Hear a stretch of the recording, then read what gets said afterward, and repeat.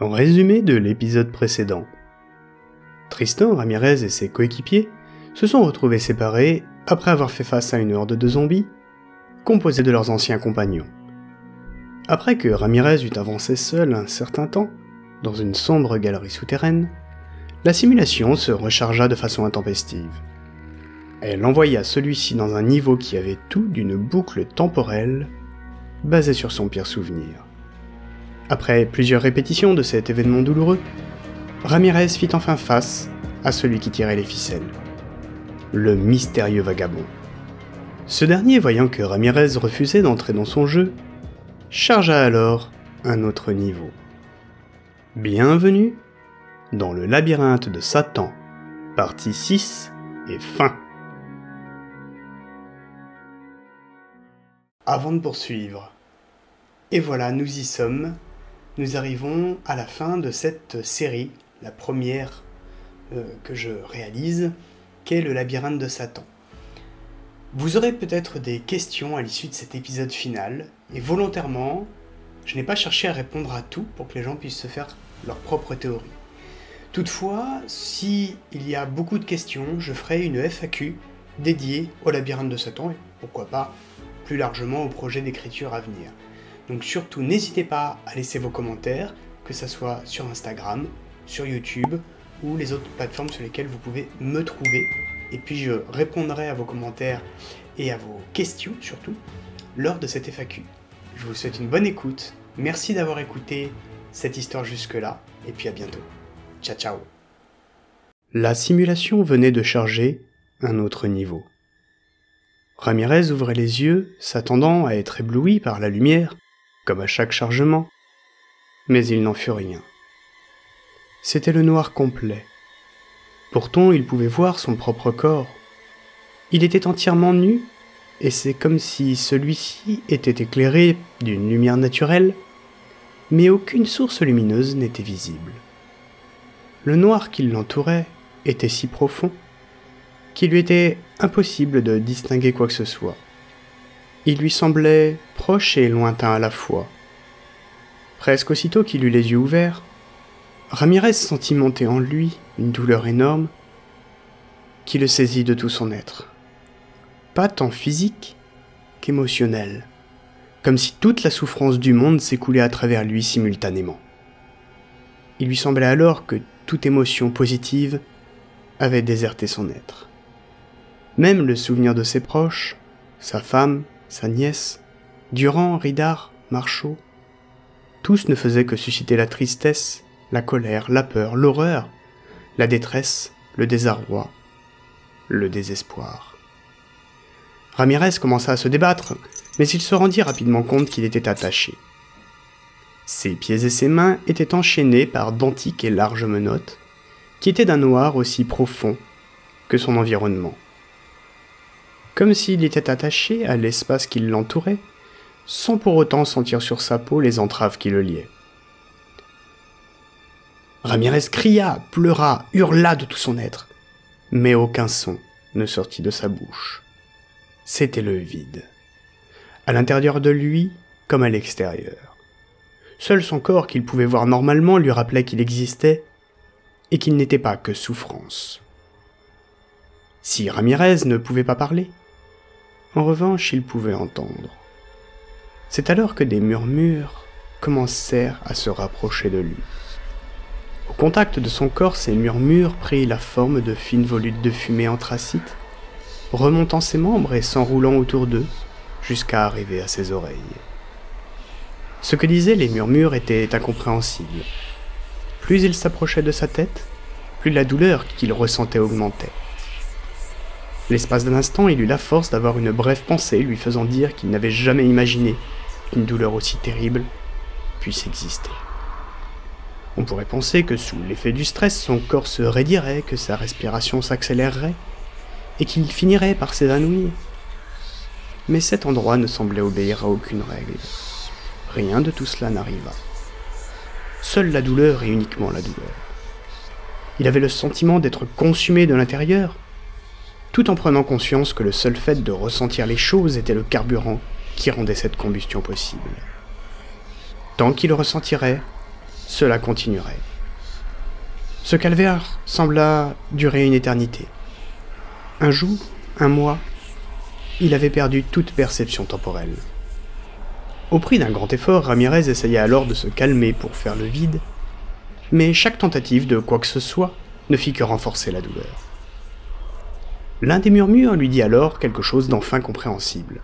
« Il n'est pas trop tard, prie. » C'est alors que soudain, une immense lumière fendit le noir profond.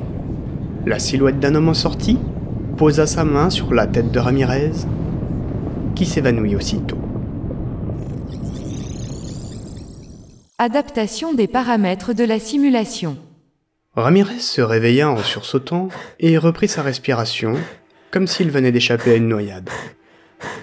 Essoufflé, il dut prendre 20 bonnes minutes pour retrouver ses esprits et une respiration normale. Il constata qu'il était toujours attaché, mais cette fois avec des chaînes reliées à d'immenses rochers. Il venait d'être rechargé à proximité de la caverne, dans laquelle il s'était engouffré plus tôt avec sa compagnie. Mais quand était-ce ? Cela lui semblait si récent et si lointain à la fois. En tournant la tête, il vit sur sa droite Ridar, Morel et quelques autres, eux aussi attachés, mais inconscients. « Ridar, Morel, les gars, réveillez-vous !» Il commença alors à relever la tête pour analyser son environnement, et vit devant lui un homme, celui-là même qui l'avait tiré de l'enfer. L'enfer, voilà sans doute ce qu'était l'endroit où il se trouvait, se dit-il. L'inconnu prit alors la parole. « Lieutenant Ramirez, je vois que vous comprenez vite. » Autour de l'homme en question se tenaient les golems de pierre qu'il avait affrontés avec ses camarades. L'inconnu était grand, vêtu d'un costume blanc, et les premiers boutons de sa chemise étaient défaits. Il affichait une 50aine d'années bien tassées, le peu de cheveux qu'il avait était lissé en arrière, et il arborait une barbe de 3 jours. Ramirez remarqua alors que l'homme ne portait pas de chaussures, et que ses pieds étaient comme recouverts de goudron encore chaud. Le bas de son pantalon blanc en était également taché. « Le vagabond !» s'exclama Ramirez. « Bien, bien. Continuez, je vous en prie. » L'homme jubilait en applaudissant des mains frénétiquement. « Que je continue quoi ?»« Eh bien, à me dire ce qui vous passe par la tête, mon petit. »« Va te faire enculer, connard. » Oh, oh. Le vagabond fit mine d'être faussement vexé, et un golem s'approcha de Ramirez, lui broya un pied ainsi qu'une jambe en marchant dessus de tout son poids, avant de lui décocher un uppercut de pierre en pleine tête. Ramirez releva la tête, ensanglanté, et surenchérit en lançant un crachat de sang. « Fallait pas poser la question. Maintenant je sais aussi que vous êtes bien le chef. Un chef ça se mouille pas. Ça laisse ses sbires faire le sale travail. » Eh bien, lieutenant Ramirez, pour un désespéré, je trouve que vous avez retrouvé beaucoup d'énergie. Je suis déçu. Et pourquoi ça ? Eh bien, si vous n'êtes pas désespéré, malgré ce que vous venez de subir, ma moisson ne sera pas aussi bonne que prévu. La moisson ? Mais c'est quoi ce bordel ? Lieutenant Ramirez, il se dit dans votre monde que la plus belle de mes ruses, c'est de faire croire que je n'existe pas. Je dois vous avouer une chose, je n'y suis pour rien. Votre espèce décadente s'en est convaincue toute seule pour se rassurer elle-même et continue à se prendre pour son propre dieu. Et cela fait mes affaires. Vous avez fait de moi des jeux, des films et vous avez même donné mon nom à une simulation. Mais je vais vous dire un secret. Quand ces choses ne sont pas faites pour me dénoncer, c'est comme une invitation. Alors je m'y installe et je fais mon petit business. Vous voulez dire que... Voilà, nous y sommes. Oui, je veux dire que... Ramirez n'y croyait pas un instant. S'il ne croyait définitivement plus en l'hypothèse d'un bug de la simulation, il ne parvenait pas à concevoir qu'il puisse avoir devant lui le diable en personne. Bon, que vous le croyez ou non m'importe peu. J'ai un marché à vous proposer. Parce que je suis en situation de négocier ? Pas tellement, mais vous aurez l'illusion du choix. Voyez-vous, vos camarades à côté de vous sont dans ce simulacre d'enfer que vous venez de traverser.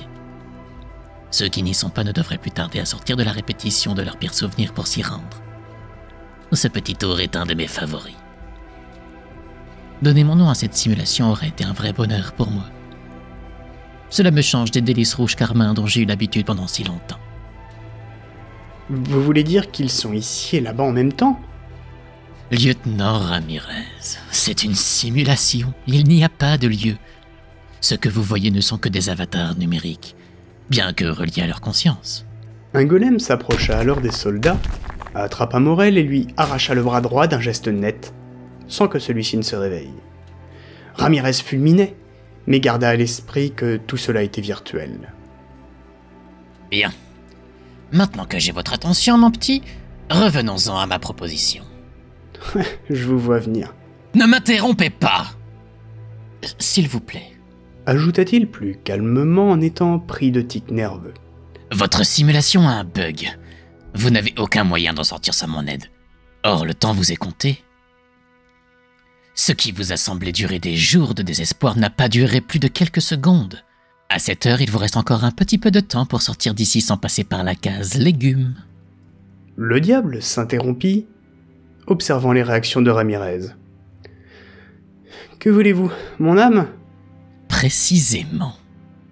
Vous qui comptez uniquement sur vos propres forces et vos améliorations technologiques pour vous en sortir, pour le paradis, vous devrez repasser.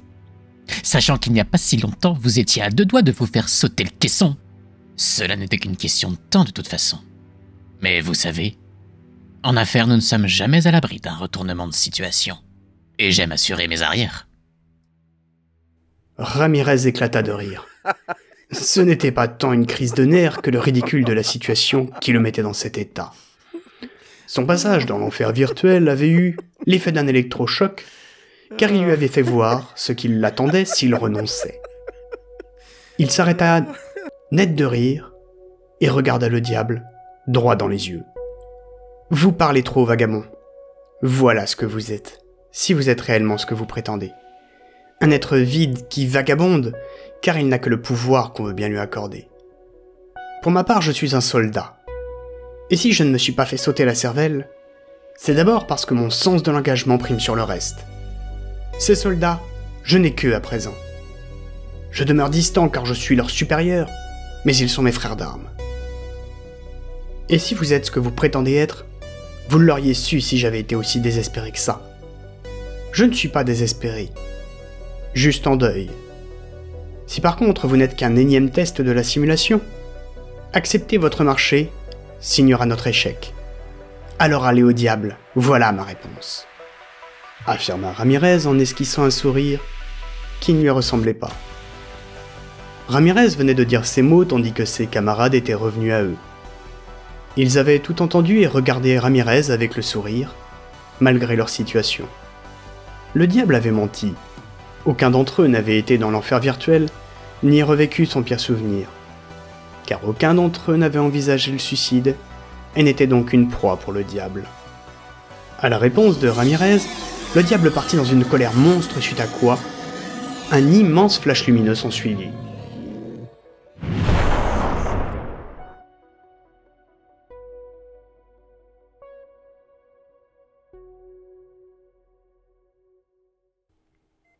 Au retour à l'hôpital militaire. « Mais bon sang, Ramirez, vous êtes encore sous l'effet du sédatif, ma parole !» s'exclama le gradé. « Non, non, mon commandant, je vous jure que tout s'est passé ainsi. »« Mais vous avez disparu 3 mois 3 mois, bordel. Pendant 3 mois, nous n'avons eu aucun signe de vous. Vos familles ont passé Noël à se faire un son d'encre. C'est dans un ravin qu'on vous a retrouvé, pas dans un fauteuil connecté au programme de simulation. Votre premier entraînement en autonomie n'a jamais eu lieu. » Le médecin-chef prit la parole. « Laissez-le se reposer un peu. Il y a forcément une explication logique à tout ceci. »« Mais commandant, c'est impossible. Je me souviens clairement de mon retour de cet entraînement en montagne, d'être rentré pour passer les fêtes en famille, puis les premiers essais d'entraînement virtuel, je m'en souviens.